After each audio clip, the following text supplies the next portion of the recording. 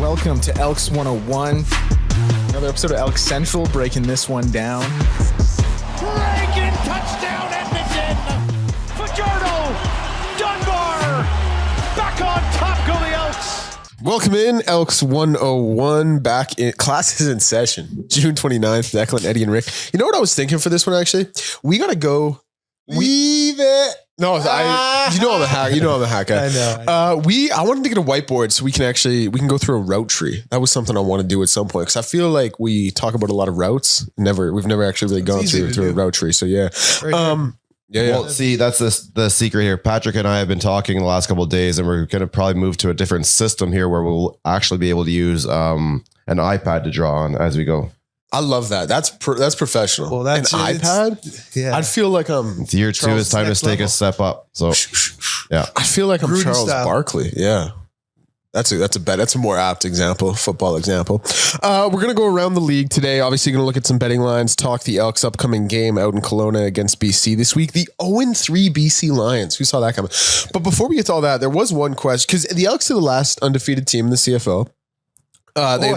What? I know, they're crazy. the only undefeated team in the CFL. Crazy. Yeah, last undefeated team in the CFL. A couple winless teams, Ottawa and BC. Ottawa looks pretty rough. But my thing was, like, they came into the season with the worst Grey Cup odds, obviously. What do you guys think? Because we've talked about it kind of at large. But what do you think the number one reason for that was? Why they were the worst? If you had to We're pin it talking down Ottawa? to Edmonton. Coming into the season, why they had the worst Grey Cup odds? It has to be because of the last 5 years. However, just the last 9 months, 18 months should have made it different.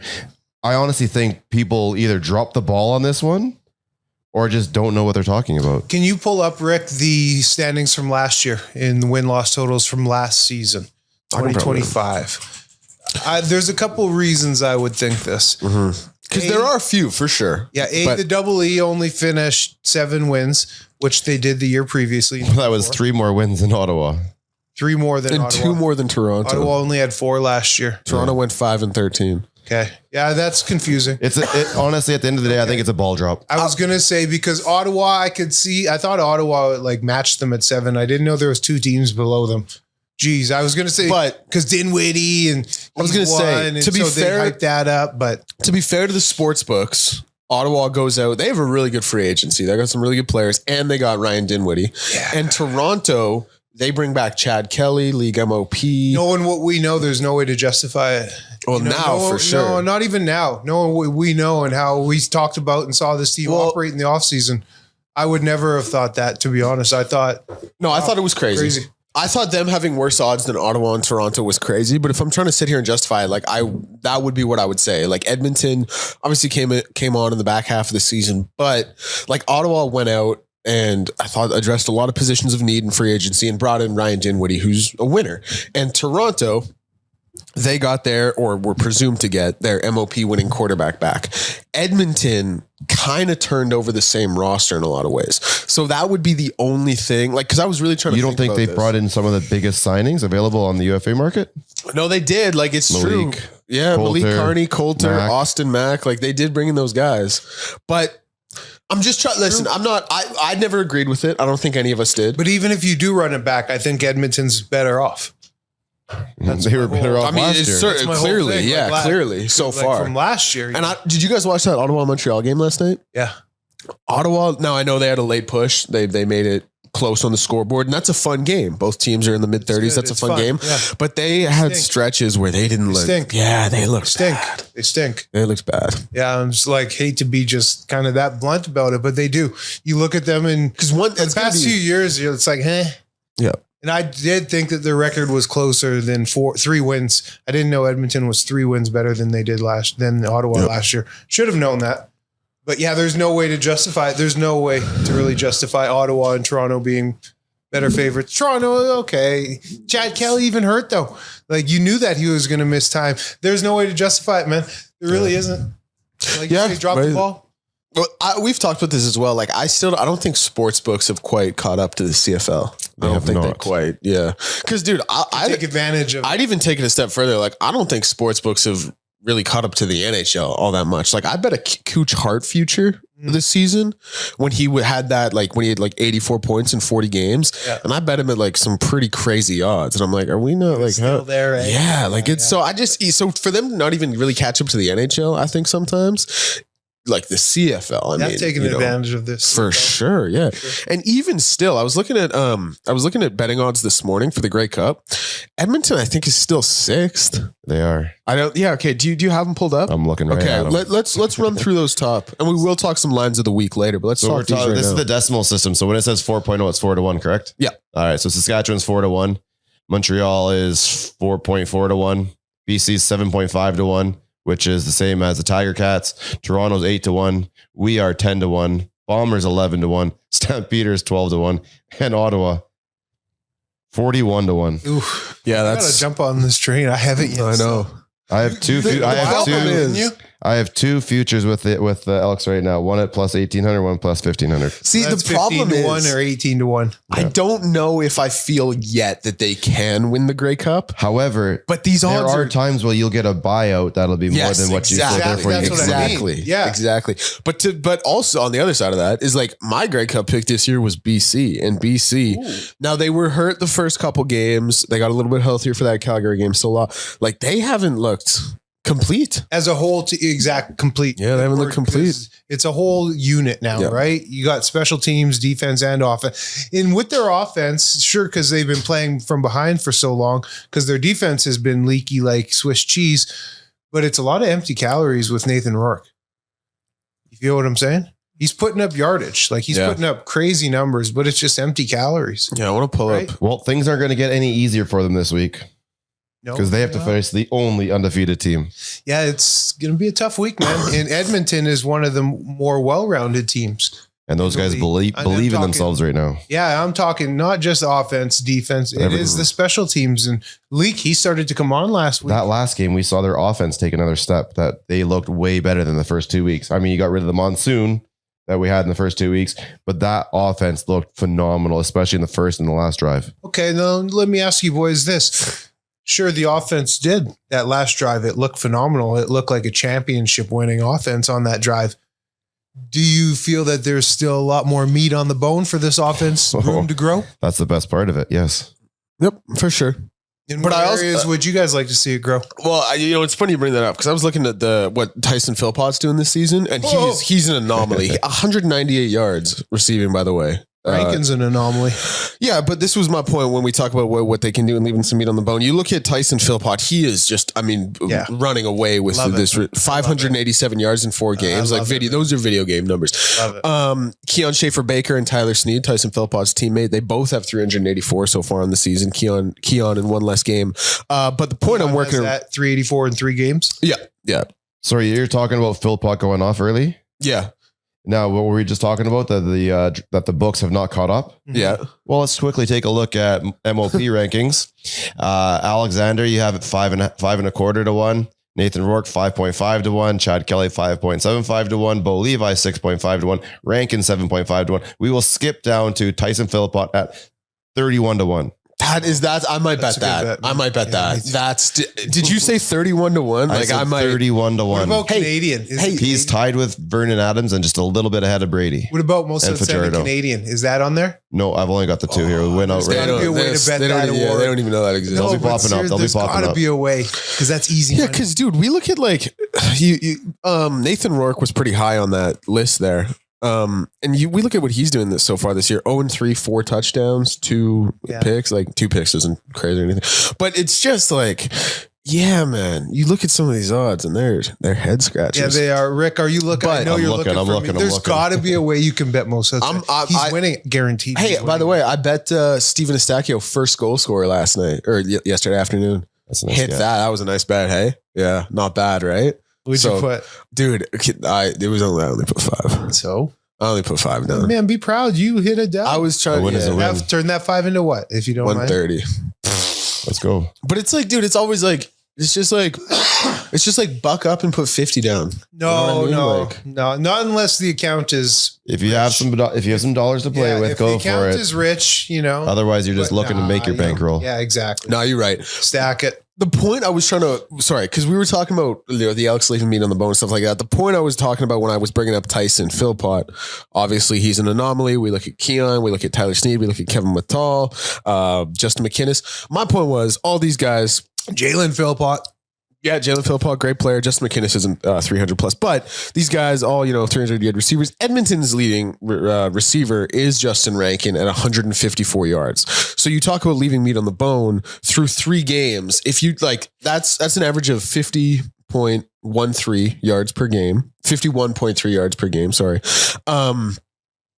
From your running back, you haven't had a receiver eclipse that average so far in 3 games. To not have a receiver in 3 games eclipse a 51.3 yard receiving average, that is where you have some meat on the bone. And it's about W's and L's. Like there's a point as a franchise when you're at a point of franchise, you get to a certain point as a franchise where you just got to put some wins together. And that's, I think, where the Elks are at right now. So you're not really worried about that. But when we're talking about what more can they do, that I think is certainly what we point to.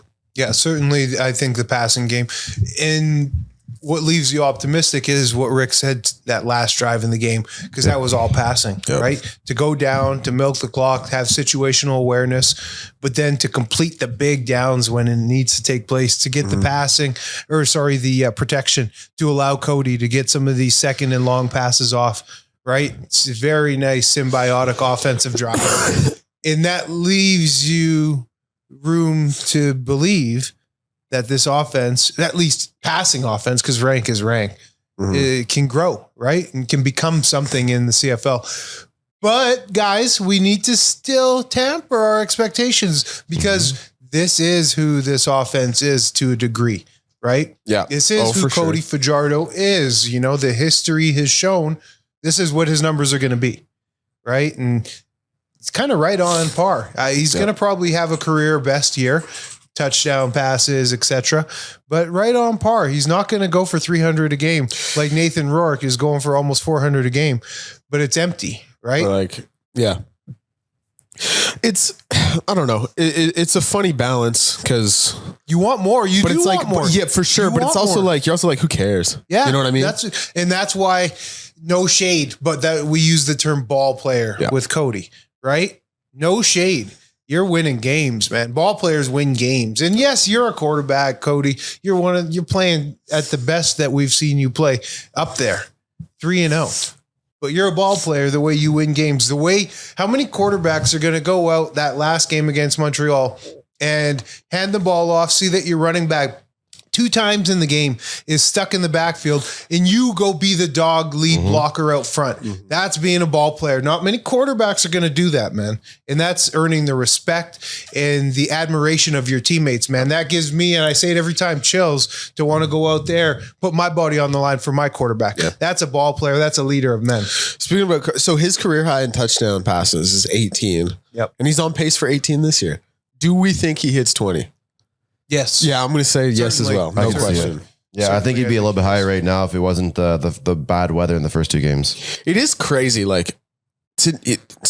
are his touchdowns by season: 18, 14, 16, 14, 16, 14, and then 3 this year, obviously. So I think he blitzes past 20. But it is crazy to be on, to have kind of the start the Elks have had this season and to be on pace for his career high. That's why I say tamper.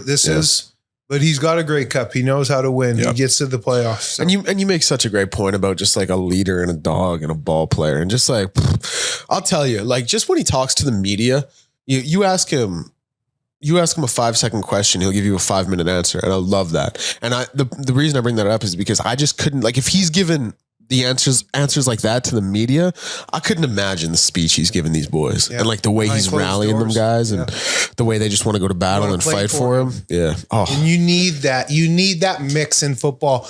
It's a bunch of independent jobs. Yeah, for sure. And everybody there is selfish and worried about their contract. It's the reality of it. But you still need, in order to win, you need to get together for one common goal, one common purpose. And it's easier said than done, man. I'm telling you, when you have 80 different egos and personalities, that's what I was going to say, sport of alpha egos. Males, it's hard to rally all these alphas together and row them in the same direction. So Cody has done that in every locker room he's been a part of. I think Saskatchewan, Montreal, and here. I think that's what makes this team special, though, is because I think this team is really close. And like I said, when it came to like the rookie thing that they did at the beginning of the year, the amount of people that showed up, the amount of guys that showed up, I've done a handful of them, and I think this year was the most I've ever seen.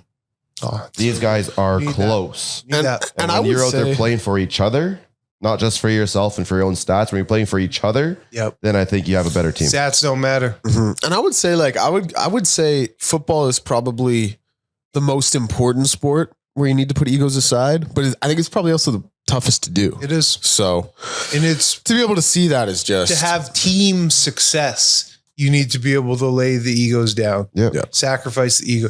Let me just explain it in a little bit. So Chris Jones comes in 2014 in the defensive line. I had 6 sacks that year. Armando Sewell had 9 at D tackle. Odell Willis had 12. Marcus Howard had 10 off the edge. Like everybody was eating. The backups had, a good number coming off of the bench.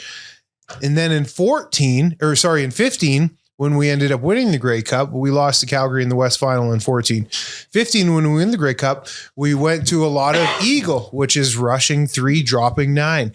And the numbers, they were sacrificed. They went down. Yeah. I think across the board, I had 3, Mondo had 4, maybe. Odell had 6 or 7. They were down, but we're still rolling, winning games, getting pressure. So you sacrifice for the greater good of the team. And in football, it's so critical. And it's hard to do. It's such a fine balance because you sacrifice for the win, numbers come down personally. So then that might potentially affect contracts when you're negotiating. So it's a yin and a yang, but ultimately why you're playing, I mean, everybody's different, but my end all be all is you're trying to win a Grey Cup. Right. So money matters, but it's all about the cup. So you sacrifice anything to win the cup. You get that Grey Cup, you get paid. Look at Robbie Smith. And no doubt why you got to do me like that, Rick. And then for real though. And then the spinoff from the cup, here I am. The Grey Cup was, 10 plus years later and, thriving in the city of Edmonton because flags fly forever. Yep. Mm-hmm. Right. And just opportunities because of that Grey Cup. Yeah, I was going to say, life goes on, make more money, but that ring, man, it's forever. That's forever. It's forever. And man. it's a select few. It is a select few. There's some great players who never won that ring in the CFL, It's real. And now add in that Vanier. That's that. Yeah. Now meet me at that real fine gentleman's club. Le double. Yeah, that's a tough one. That's guys that have it. Like it's not like only 5 guys in the world have it. Like multiple guys have it, but it's a fine amount. That's for sure. I still think it's so crazy. I had tickets to that Vanier Cup game. Yeah, you didn't go. No, I wanted to. I mean, I was 10 or 9 or 10, whatever. I was kind of at the mercy of my dad. He was 30 plus K at that game. That's crazy. Sky Dome. That's awesome. I just remember we were outside of it, like because it was on the Saturday. We must have been outside on like the Friday, but I was just like trying to sell the ticket or something. Yeah, it was hype, man. Yeah, I wish it would have been. What an unbelievable full circle moment that would have been. My goodness, so that would have been crazy. So I guess what we really got to do is we got to find a way to get like James Johnson, who Grey Cup MOP that year, on the pod, or like you could track him down. Carey, something like that. Get them on. That'd be a real full circle moment. Do that. Yeah. Okay. Played with Carey. I know Carey. Yep. Went to Toronto and just. Holy collapse, bro. You remember this? Okay, let's see. CFL ball. Michael Bishop. Oh man, yeah, for sure, bro. He actually looks like Kerry Joseph a little bit. Slightly, yeah. I remember. So I used to slang hot dogs. I had a hot dog cart called Doggone It, and we had a spot inside Winnipeg Stadium. I would have been in college. Like I knew ball at this point. I was deep in ball, and I was watching the warm ups because we had to be there so early, right, setting up. And I was watching the player warm-ups and how Michael Bishop was warming up. He's on one sideline and he was just throwing it across the field to the other sideline. Man. Like straight up in air, really, in air, clearing it easy. Wow. Because he had that cannon, right? Yeah, that's what he was known for. Yeah, that's crazy. And sideline to sideline. That's what he was doing for his warm-up. It was insane, man. Yeah. If you think about it, what is the dimension? Consistently 65 plus yard throws. What is that dimension? Back and forth. Yeah, that's crazy. Well, what is the sideline is 63. Is that what it is? 63? Yes. And a half, right? 63 and a half. Yeah. Had me thinking it was 65 for a sec because I said that number, but it is 63 and a half for sure. We're all looking it up. No, it is I have 65. 65 here. Man, I'm sure you. So please edit that. Yeah, definitely. Keeping the stuff about Michael Bishop's canon. But yeah, dude, because he came in.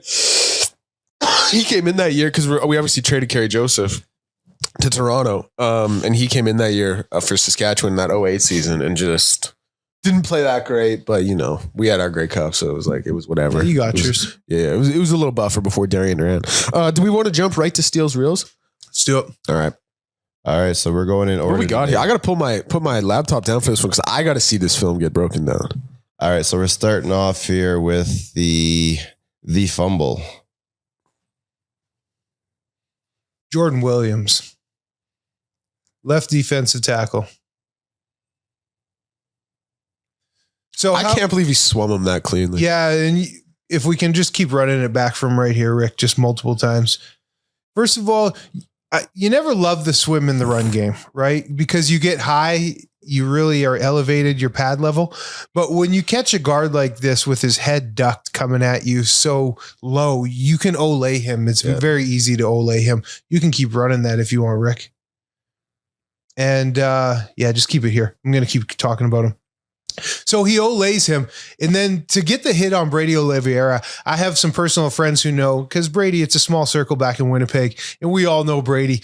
And I was getting kind of blown up, no pun intended, by my boys. They're like, man, I've never seen Brady get hit like this. Yeah. And sometimes you just get got. Like Brady, probably the funny thing with these types of tackles, they don't hurt. Because it's like you don't even expect feel it. Yeah, because you don't even expect it. You get caught off guard. The body's limp. But the timing of the Brady putting the ball in his right hand is what creates this fumble. So if we hit it again here nice and slow, Rick, look at Brady gets his hand off and it's in the left hand. And then he gets it over into his right hand, which is his dominant hand to start the run. Then boom, the timing. Right there, just catches him. And we're going slow-mo, so it looks like Brady has time to tuck it. But when it's happening, it's all just bang, bang. The other thing is, like, with the amount of times we've watched that clip, he closed, like, what was that, 1.5 yards horizontally? Yeah, horizontally. Yeah. He closed that so quick. Jordan Williams did. Like, way quicker than you would expect a D tackle to close that. And then one last time, Rick, something that we're all focusing on Jordan Williams and making the play. But look at front side. If we look at front side being who? Well, I guess it wouldn't be front side so far because it's coming downhill, but the right side defensive lineman. So D tackle, DN, Malik Carney, and I can't see. I think it's Jared. It's Jared, yeah. Look at how Jared's taken to. Malik is closing down that edge. There's nowhere to go there, right? There's nowhere to go on that right side. So let's not forget those guys are doing their job across the board as well. Because I'm guessing Jared, by this, he's got the B gap. Malik's got C. There's nowhere for Brady Olivier to go. Now, isn't Brock supposed to take the A on this play?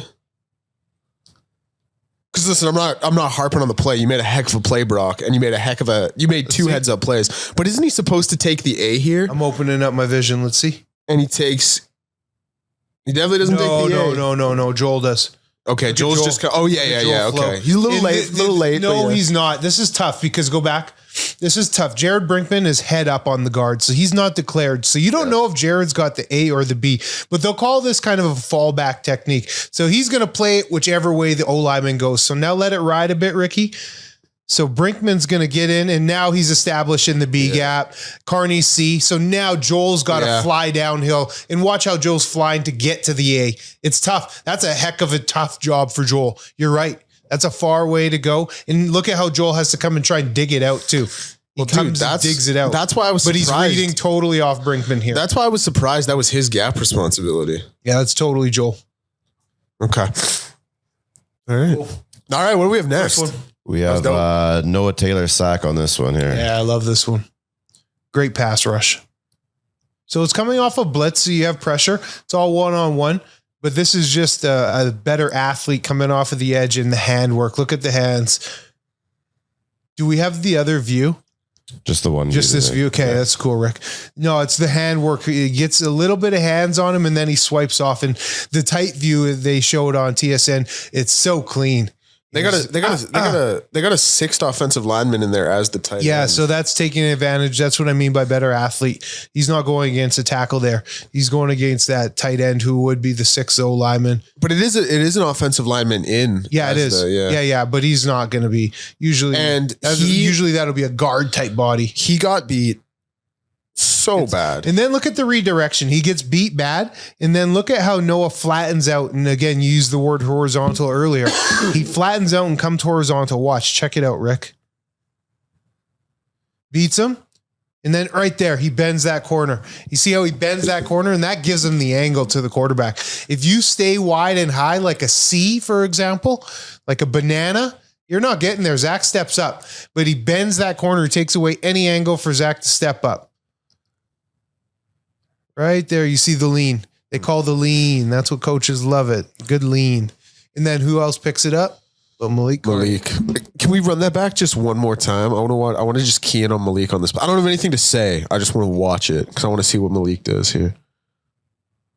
Oh, he has a clean win too. Yeah. He would have got there for a sack too.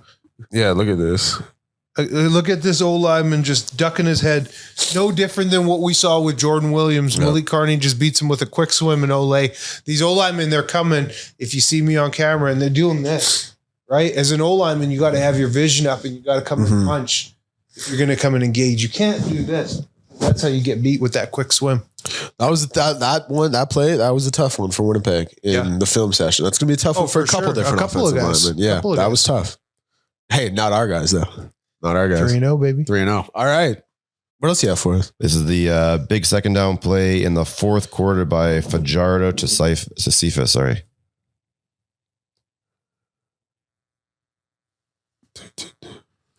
It all starts with the pro. It's a quick ball. I don't love coming back. Yeah, but you have to. Like the ball kind of brings you back naturally. Like, right. Yeah. He gets upfield pretty quickly. He needs to get that first down. Yeah. He needs to. But the nice thing about this is you're just driving the field, 2nd and 3. Time is ticking down and you go out and execute. Go and get the first down with a little 6-yard completion. Is it not crazy they went 2nd and 3? Very important to get into the end zone to get yourself that, the 6-point lead, not the 2-point lead. 2nd and 3 with the best running back in the league, and they go empty backfield. I was going to say 6 wide. I remember this play, and I was like, empty backfield, you're crazy. Very astute. Yeah, but that's matchup. Yeah, right? Dig it. You got matchups when you do that. Very astute. And Cody knows it's got to be quick. When it's empty, you don't have that extra man in there for protection. You're still 5 against 4 there for the offensive line, but it's got to come out quick, which it does. The one thing I noticed with Cody is some of these sideline passes that come out quick, they get me a little nervous sometimes. But dude, I look how deep this is one really like gripe I'll have consistently with DBs and defensive play calling. Like, look at this alignment for their how far back they're for their field side corner there. Like in the red zone, I almost always want to press. Yeah, or even be within 5. Yeah, be within 5 yards. And let's shout out, run it again, Rick. Look at 11 here. This 11 makes the play. You don't get this first down if you don't get this block. And does it properly. Doesn't push anyone into the back. Very easily could have been blocked in the back. It's a total body block. He's out of position, but he body blocks. He just stays in the way. Just stays in the way. Boom. That's all because of the block there. It's a hell of a block. That reminded me of the play last week when the lineman just sort of fell and then ended up just being in the blocking lane. This happened to be in the right spot at the right time. And then we just go to my boy Rankin and his big 33-yard run. Silky. He's got that track look to him when he opens it up. He does.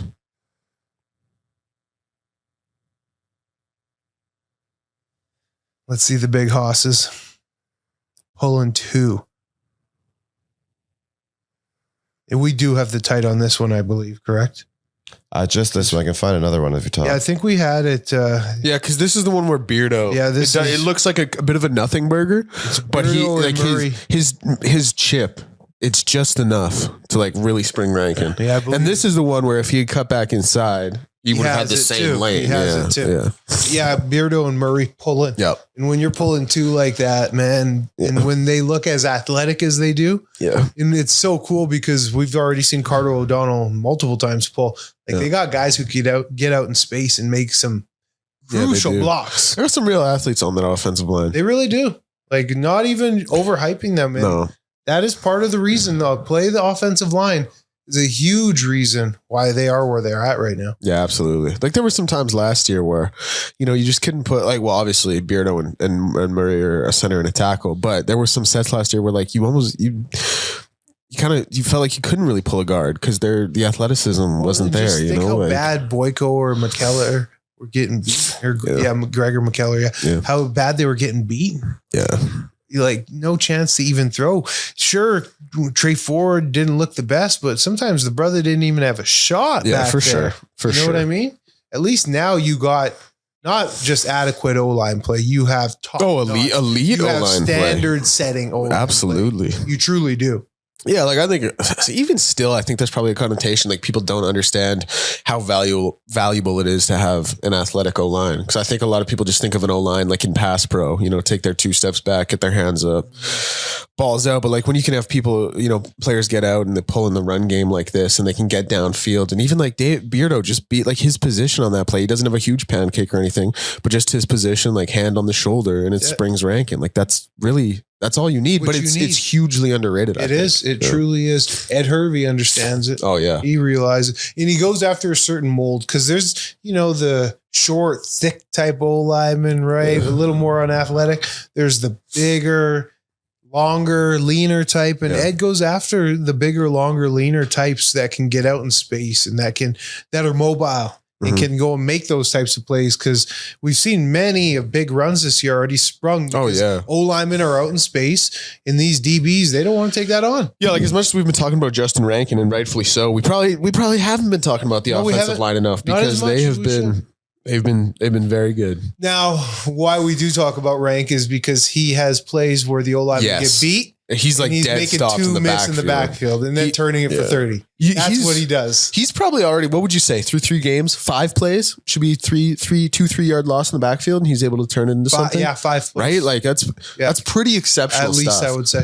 That's pretty, because I think another thing is sometimes. And it's sorry to stop you. It's where his momentum is stopped. Yeah. It's where he's like just back and forth. Yeah. And then cutting it outside where he's dead to rights. And I think sometimes running backs might have a tendency in those situations to, you never want to say a guy's resigning himself to taking the loss, but sometimes they're just saying like, hey, you know what? Just eat it. Yeah. I'm going to control this ball. Put your head down and try and get what you try can and fall forward. Yeah. But not him. He'll go out and he'll be like, let me plant and blah.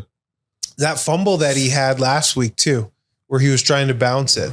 Like it was there. Oh yeah. No, he just got caught putting the ball again, much like Brady O when he fumbled. I think he got caught putting it in the outside hand. Guy came down, perfect timing. It was a helmet on the ball, wasn't it? I think there was a man in pursuit. But it was perfect timing. He bubbled back a little to gain some yards, which he would have had the edge, but he just got caught. Perfect timing. Yeah. Was that the last one? Those were all of them. Awesome. Steele's that segment is what legitimizes this show the most. The Steele's Reels. Brother, it's you. I just imagine like one week you're not here and we're like I take over Steele's Reels and I'm like, yeah, so this is a passing play. It looks pretty good. Looks pretty good. You got way more to you, bro. Way more to you. I appreciate that. Do we want to jump ahead to what do we want to do here? Do we want to do a little look ahead to BC this week? Yeah. Okay, let's talk about that one quickly. Because the way BC's looked, not good. Now they do have, like they got players on that team. So you're always going to be a little bit nervous. Really and they got players at a lot of different levels. Like we've talked about Nathan Rourke a lot this offseason and how good he is. Justin McInnes, I think is a real true number 1. James Butler is a great running back. Matthew Betts playing off they have dudes, but if you can't play complete, which we talked about in the opening of the show, it doesn't mean anything. Now I want to talk about, obviously I want to get your guys' takes on just BC as a whole and where they sit right now, but also playing in Kelowna. Like, what's that going to be like? Would you have wanted to do that as a player? These types of games are fun. I did a Moncton game back in the past and it was a ton of fun. just get treated like royalty out in these types of games. You go for a week, usually good per diem. You get to experience the town a little bit. Who doesn't want to be in Kelowna right now? Yeah, exactly, man. And if you do go out there for the week, I don't know if the Double E will do it, just because I know BC staying out there for the week and practicing. Edmonton probably won't. Back in the past for Moncton, because it was so far and it was like a real event, we would stay out there for the week. So the per diem was juicy. You know what I mean? You could go and have a little bit of fun. But it's going to be cool because I've heard it's already close to sold out, right? So you're going to be playing in front of 18,000 in a pretty intimate atmosphere, right? Everybody's on top of you. So I think for that being said, it's going to be cool and get a chance to go out there and lay the boots to a team that's licking their wounds. You can't go there cocky, though. Just the record means nothing. This is still pro ball. Yeah. BC has a ton of talent, as you started off with. You have to go there expecting to chop wood, carry water, and grind. And part of me also feels like this team can't possibly start 0-4, can they? Pretty sure you just said they can't start 0-3. I think they can. I love Buck. I really love Buck. Played against him. I'm tight with Buck, off the field. We're cool. But I could totally see them starting 0-4, bro. Well, especially against this Elks team. They don't got like that bite to them. They don't. It doesn't look like it yet, for sure. They're a one-trick pony.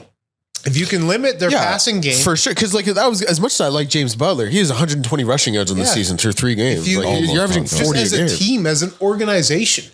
They're a one-trick pony. Yeah. Nathan Rourke. If you can limit Nathan Rourke, because defensively they're not very good, special teams they're not very good, and offensively outside of him delivering the ball they're not very good. Yep. Again, he's putting up these huge games, but nothing to show for it. Empty calories. Man, if you can limit this one-trick pony, you should come out of there with a dub. You really should. What does BC offer you outside of Nathan Rourke in the beautiful way he plays quarterback? What does BC offer you? Like as a whole? Yeah. Well, I mean, Matthew Betts, I think, is a game wrecker. Like Matthew Betts can get to the quarterback. That's true. Way to check me. You okay? But not to like to give you credit. You're right, but he is a baller. Yeah. But he's not going to go and win you a game. No. I mean, it's talent, but if talent, hard work beats talent when talent doesn't work hard. We're seeing that with this BC team. And that BC, some of the games they've dropped, like that Hamilton game was not nearly as close as the final score suggested. And the final score wasn't even that close either. That Calgary game, I don't think Calgary's that great. But same thing. Yeah. And then who was there? Who'd they play? Who's their first loss to? I'm blanking. Saskatchewan. Yeah. That was kind of a, close game, season opener, whatever. But yeah, man, it's right there for the Elks to take. It is. They can legitimately go out and turn themselves into a better team. Yeah, absolutely. Forget what we know about BC in the past, because it's hard. Everybody's still tainted from the past of this Double E organization. Yep. So it's hard to believe still.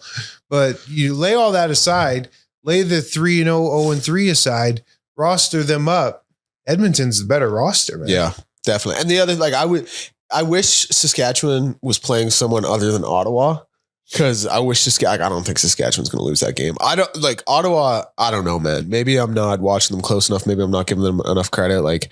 4 wins seems like a good benchmark for this team, and you don't even know when to pick them getting those 4. You know what I mean? So I'm saying I wish Saskatchewan was playing someone a little tougher, so the Elks could conceivably go to 4-0. Saskatchewan second there at 2-2. They'll probably get to 3-1 as well. We would have to assume playing Ottawa, even though it is on the road. But it's just they're still right there to take control of the West early in the season and have some significant ground. So it's pretty wild, man. Coming home 4-0. It's pretty wild. Yeah. It's so doable. Yeah. Oh, it's beyond up really nicely for them. Yep. And so go ahead, Ricky. I was going to say, Declan, what were you predicting that we could do in the first 5-6 games this year? I said 4-1. I think you said 5 or 6-1. I wrote 4-1 on one of the articles I had out on ElksNation.ca just because I used the first 5 games as a barometer. Yeah. And then I think moving past that on here, I might have talked when you look down the schedule. 5-1, I believe is what you're saying. And they're very much in that hunt. And the thing was, in that, when I had them going 4-1, I had them losing one of the BC or Montreal games. I mean, this BC team doesn't even look remotely like the team I predicted them to possibly split a game. So it's like, now that you've beaten Montreal, you've beaten Winnipeg at Princess Auto, this BC team looks like a shell of what we thought they'd be. Like, it's certainly in front of you. Oh, by the way, you know who you get the week after this? You get Ottawa at home. So, and then BC again, and then you get BC again, and then it's back to back, and then it's back to back with the Riders. Yeah, BC, those two Ottawa, Saskatchewan BC. games will be tough, but BC, Ottawa, BC. Yep. You could like start this first third of your season 6-0. Yeah. You really Wow. could. that's crazy. And that's not like crazy talk. Dude, I just want to say, like, you know, no shade to everyone else who covers this league, but like, 3 of us in this room saw this coming. No one else, dude. We checked the betting odds. We saw the articles on CFL.ca and 3 Down Nation. No one else saw this coming. And I knew they would be good. Like, they're starting to surprise me. The way that they're going to beat BC, honestly, just thinking about it, if I was in that locker room myself, they're going to go out there and they're going to just try. They have a gritty mindset, right? They're not a finesse team, this double E. They're just going to try and bang them.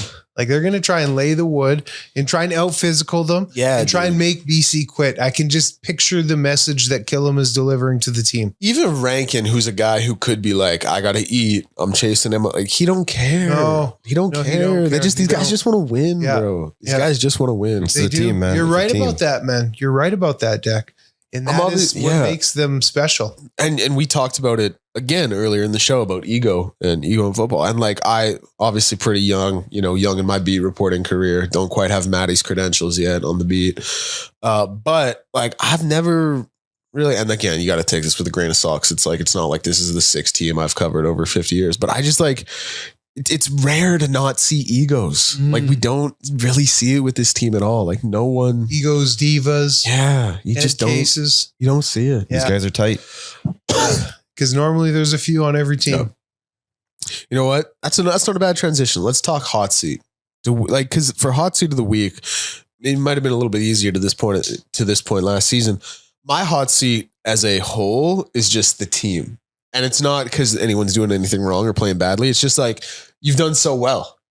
So you all got to be on the hot seat because we got to keep this up. We got to keep this going. You know what I mean? Mm-hmm. So it's a little bit of a cop out. It's a cheat. And I don't this isn't a hot seat in the traditional sense. Like, everyone's at risk of losing their job. It's just like, you guys are killing it. You guys are the only undefeated team in the CFL.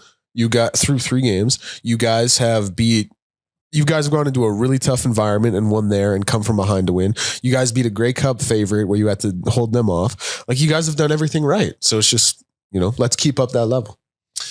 My hot seat of the week, it's still, always going to be there, the offense and, having different gears you can go to outside of Justin Rankin in terms of getting creative with play calls and, how you can deliver the ball to other athletes out there. But this week, the hot seat is the defense. The hot seat is JC Sherritt specifically. BC is a one-trick pony. If you can stop Nathan Rourke, if you can contain Nathan Rourke, there's no other way BC Lions have any chance of beating you. The only chance they have of beating you, if he starts heating up, hits 20 to 25 yard seams and bombs, mobile back there in the pocket, comfortable back there in the pocket, not feeling the D-line pressure. That's the only way Nathan Rourke will cut you up. If the defense comes correct, led by JC Sherritt with the right play calls and the right timing, this BC Lions team really shouldn't be much to deal with. I want to say, I feel like you're being a little harsh to the potential of James Butler. But then on the other hand, it's like when you have 120 yards in 3 games, it's tough for me to give you the benefit of the doubt. Averaging 40 a game. Yeah. Now, they've gotten away from the running game a fair bit as well. You can make them get away from the running game if you get them down early and jump second up and on longs. them. Yeah. Right? Make them get away from the running game. Yeah. You dictate that defensively. Mm-hmm. You come out here. Don't let BC put the pressure on you. You get Nathan Rourke rattled early. Yeah. I was going to focus more on the defensive line because they need to get pressure on Nathan Rourke like they did last week. And if they do, that'll make it that much easier for that secondary to knock balls down, to cover, to catch, to whatever. But the defensive line needs to get towards Nathan Rourke in order to make the guys in the secondary their job that much easier. If they're allowed to run around for a while, that's really hard to cover anybody, right? And we have one of the best secondaries, I think. It's even hard for them to try and keep up. So the defensive line needs to get there. But I do have a second one because there it is. It's the kick coverage. I feel like the kick returns we're giving up are just a little bit too much. Try and tighten up the cove. Yeah. I like that. Yep. I like that. One other thing before we get to the betting lines. How do you guys feel about the schedule this week? We got one game Thursday, one game Friday, one game Saturday, one game Sunday. You like it like that? You like one a day? It's perfect. For 4 I like days? that Sunday game too. I like the Thursday and Sunday game. Okay. Give me the entertainment in the Sunday or in the summer. These games have been so awesome, man. They go one every day. Take your 4 days till the NFL gets here, till they start taking Sundays back.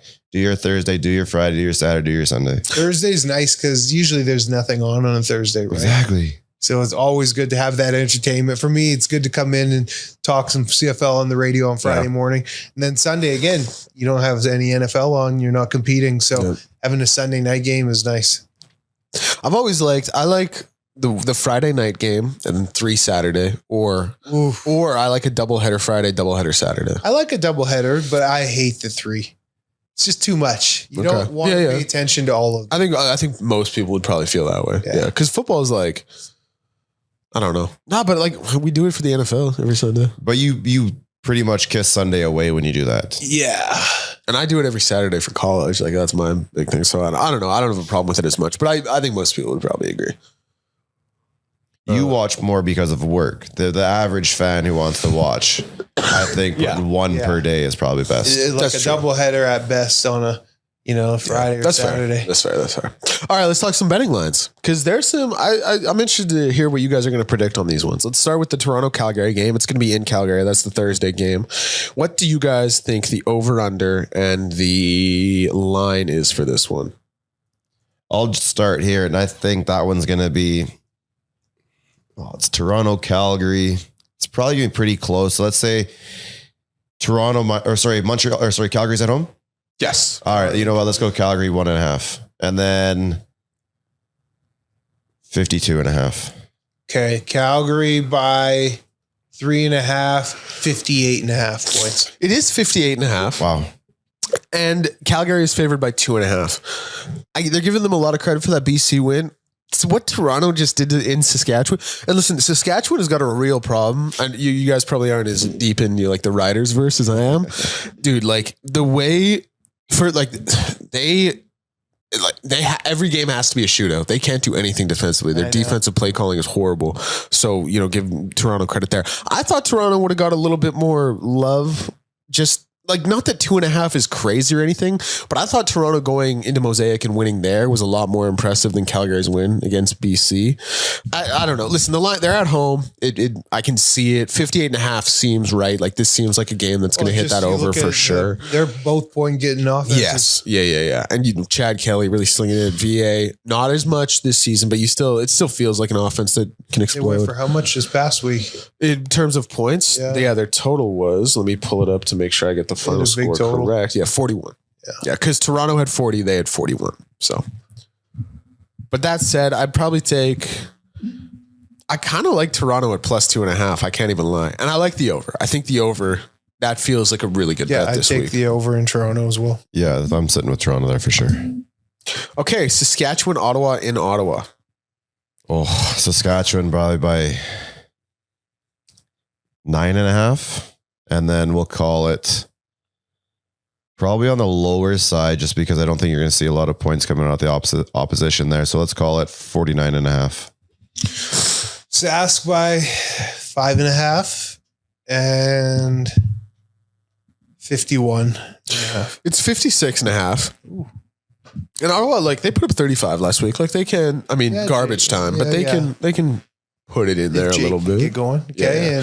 But it's 56.5 and the line is 6.5 for Saskatchewan. I was going to say that. And this feels like it's a weird one because I think Saskatchewan coming off that loss at home against Toronto, I think they're going to go and part of me thinks they're going to go and just beat up this Ottawa team.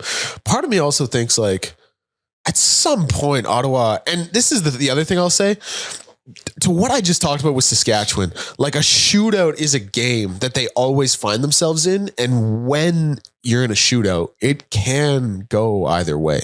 So I'm still going to take Saskatchewan at -6.5, but that's my least favorite bet of the week, I think. And then I like the over in this one. I just think like Saskatchewan, like they have some real problems with their defensive play calling. Like they don't dial anything up. Like you know in Madden, when you just every time you're on defense, you just pick like the first coach suggestion, like cover two. That's what Saskatchewan. They do nothing defensively except just Yeah. So I'll take Saskatchewan, but I don't love the bet, and I'll take the over. Edmonton and BC. You guys have a guess for this one? Edmonton by 1.5. And that's going to be, they've been favorable on the points so far this week. So I'm thinking 56.5. Let's go Edmonton -2.5, and then let's go 54.5. So I got -1.5 for Edmonton, which is awesome to be favored on the road like that against the team that like pretty much all the sports books still have. Do you think the number would be different if they're playing in BC place? No, I honestly don't. No, I don't. So I know we called it a road game, and it is a road game, but I mean, it's not really a home game either when it comes to. I don't think it would be, to be honest with you. Yeah, I agree. I don't either. And the over-under is 57.5. So I'm obviously taking Edmonton -1.5 in this one. Week. Yeah, you are. You're doing very well. I'm taking Edmonton at -1.5. I actually kind of like the under in this game. I just think this is a game. Edmonton's offense stays on the field. It finishes like 24-18 type deal. Could see it. Yeah, I could totally see it. I see a lot of Edmonton games in that region. Yes. I mean, the last couple games back, I said it was going to be 24-22. They're going to be just, they'll muck it up. That's how this Edmonton team is built. Yeah, it feels like it, doesn't it? They're not going to go and put 38 points up consistently. Yes. They're not. And then the final one, Winnipeg and Hamilton in Hamilton. Guesses for this one. Ticats got to be favored here. Ticats by 4.5. And points, it's going to be a big boy.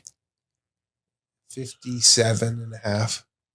Yeah, I'm going to roll with 2.5 for the Cats. And yeah, you know what? There's been a lot of high scoring games. So I think maybe those 49s are out the window. Let's look at something like 56.5. It is 57.5. And you nailed it again. And the line is 2.5. Yeah. So, I mean, listen, I love Hamilton at -2.5 in this game. I love it. That's probably my other favorite bet of the week. 57.5. That feels like a really good line. Like just eyeballing it first thoughts, that feels like a really good line for this game. I'll take the over just because I could see Bo Levi putting up like another 5 TD performance, and then Winnipeg not matching that, but keeping pace for a little bit. Yeah, but it's crazy. Like a 35-21 game, we think of that as like, what an offensive explosion. Yeah. That's the under, right? So it's like, I'll take a slight over, but I don't love that either. But I love Hamilton at -2.5.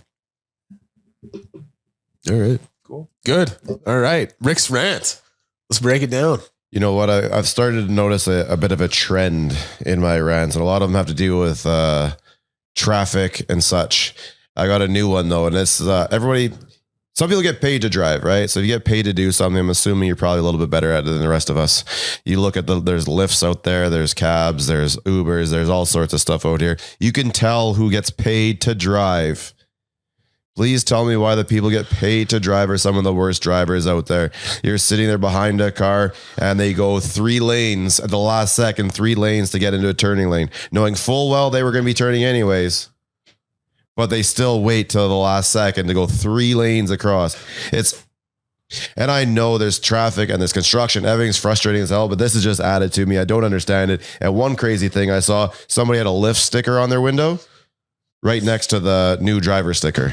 That is crazy. Yeah. That's diabolical. You know what? I've never thought of that, but I've never really sat and thought about this one, but you are right. And it's not even, I wouldn't even say so much bad drivers, but it's just like, they really they're turning when they need to turn. Like they're getting where they need to get to. Like they're, It's true. Like I feel you, Rick, especially as someone who does spend for their work career, 95% of their time on the road. You notice a lot, you see a lot. And thinking about this scenario, you can tell when it's a courier truck or something like that, where someone is clearly a driver, like a Napa Auto Parts vehicle or something. Yeah, they should know the rules of the road. They shouldn't be coming to a complete stop and a merge. All these little things, right? They should be the most efficient out there. You think Because so? I like to pride myself on being efficient, right? And being a quick motorist and getting in and out. And It's a zooming team around situation. town. We're all out there working together to get from A to B faster. Yeah, I feel you on the rant. I feel you. Yeah. Rules of the road, right? It's the untaught, right? Some of this is like the societal cues, right? It's those rules of the road. It's those unspoken agreements. Yeah, Yeah. It's almost more important than going the speed limit is keeping up to the car in front of you. That's like one. little things like that. Getting out, like, sure, they probably do teach you the left lane, but I don't ever remember being hard taught left is the fast lane and get over and stuff. It's little things like that. That's why one of my like biggest pet peeves is when you let someone in and they don't wave, especially when you don't need to let them in. I think Like, I it used that drives one on me- here before, so I couldn't go back to that. I could use that probably every week. I go so far as I'll throw up the deuce, but I'll even open the sunroof. Yeah. Make sure they see it. Classy Yeah. guy. Here. Classy guy. Like dude, it drives. I'm getting mad thinking about it. It really, I don't know. It's such a little thing, but that one drives me up the wall. Or like when you're on you're like on a tight residential street and it's like technically two-way, but and you pull over to the side. Yeah, just throw when it you up. when you don't have to maybe, and you don't get the it. Oh, it really, really gets me. Bro, nothing gets me like the merge, like a yield. Yeah. And you stop to like look at traffic and not watch traffic as you're going. You got to be looking ahead. Dude, to me, that's like a whole different category. That's like That's like stopping on like a zipper merge or something. That's or you just gotta any like, type of merge. Yeah, Right? that's just Even you if gotta know it's the not a rules of the free road. flow. If it's a free flow, that's an absolute like. Yeah, okay, that's what I thought you were talking about. What are we doing? But even not on a free flow, just look at traffic. Or people will stop and they'll want to get 2 lanes over. They'll want to hit their left blinker. Yep. And they'll wait till it completely opens instead of get in their first lane, take their lane, and then get over. Position your other yourself to lanes. get over. Yep. They don't. They want to take it all at once instead of just take your lane. Ugh. That just drives me nuts, man. But all right, good rant. Good rant. It got us going. All right, the blind rankings. All right. So for this week here, as you know what, we have a guy right now who could possibly be MOP. So I went back and looked at the organization, and we're going back at this is. I mean, they're all Eskimos, not Elks, obviously, but former players that have won the MOP wearing the green and gold. I like this. There's That's some a big good one. names there. Doozy. All right, let's start off with Tom Wilkinson. I mean, legend. 4. I was gonna say 4 as well. I'm trying to, 4. Let's go 4. Tracy Ham. 5. Oh, really? Okay, I'll go 5. Warren Moon. 1. It's got it. But I mean, it's got to be 1. It has to be Jackie Parker. 3. 3. And then Michael Riley. Yeah, I'm good with that. Yeah, Just I'm gonna because, I'm not familiar with how many cups Jackie and Wilkie got, but the recency bias and Mike's brought the last one here and how he did it. He was blue collar like the city of Edmonton. So Yep. people rallied around him. Had that group, had the band not got broken up after we won and Chris Jones not left, we would have won multiple. We would have for sure been a mini dynasty. I believe it. And man, I'm trying to that 2017 season. Do you know what his stat line He was? went insane that year. He threw for, was it 55? 58. Oh, 58 with 30 tugs. And then he had 12 rushing TDs as well. he went insane that year. I hit him so hard in 2017. Knocked him out of the game Really? early in the game. Man. Concussed him. He could have had 6K if it wasn't for you, bro. Straight up. He could have had 6. You stopped him from having I was playing in 6K. Sask. We came and we laid the boots. Pull up the record in 2017. The double E record.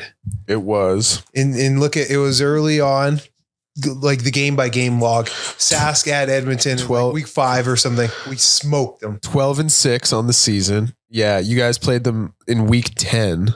Was it week 10? That was It was earlier in the year. It was week 10 because they went 7-0. They started that season 7-0, finished 12-6. But you guys beat them 54-31. Okay, it was later in the year than I thought. Okay, yeah, we smoked them, absolutely smoked them. And I knocked Mike out early. It was a twist game. Me and Willie Jefferson, and Willie penetrated. I looped around.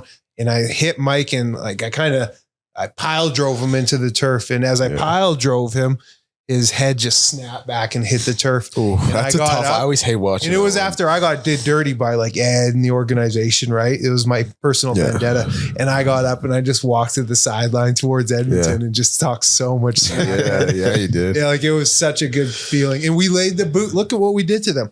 Smoked them that game. This season, for the Elks was crazy. They started 7-0. Lost 6 in a row to go to 7-6, and then won the final 5 to finish 12-6. Crazy. Yeah, weird season. And that game where you sacked Mike there, where you won 54-31, 41K. Wasn't a sack though, but it was. Oh, wasn't? No. Sorry, he threw it, and then I hit him right after he threw it. Okay, but I knocked him out. 41K at that game, which was the season high that year for an Elks game. Yeah. Wouldn't be surprised. Sask, right? Yeah, coming to town. Of course. And a good double E team. Yep. So I'm not surprised at all. That's crazy. 41. That's a lot, man. People is a lot of people. It's a lot of people. It's a lot of people. I used to do that normally. Yeah, for real. Normal. That was the norm. We averaged 32 and a half. It's crazy because I'm looking at some of the numbers, like when they went out to Toronto that year and played at like BMO, and it was like 13K. Yeah. Just crazy. Some things like, haven't changed. Yeah. All right. Well, good episode. Anything else you guys want to end on? All right. We'll be back for, I'm away this week and I'm on my dad's lake, little Canada Day type beat. So I'll zoom in. Post game. So we got our post game. They play Saturday. So they play Saturday. Yeah. Sunday. Yeah. Or we could do what we did last week. Yeah. We should maybe do that. So Monday, Tuesday. Yeah. We should maybe do that. Okay. We'll That'll probably work. plan that. All right. Word. This has been good. Thank you for listening. If you only listen to this and you haven't found Elks Central, we also do a post-game recap of all the Elks games. And then in the off-season, it becomes a bit more of a long-form interview type of show. So check that out as well. But thank you for being here. Thank you for listening. Love you guys.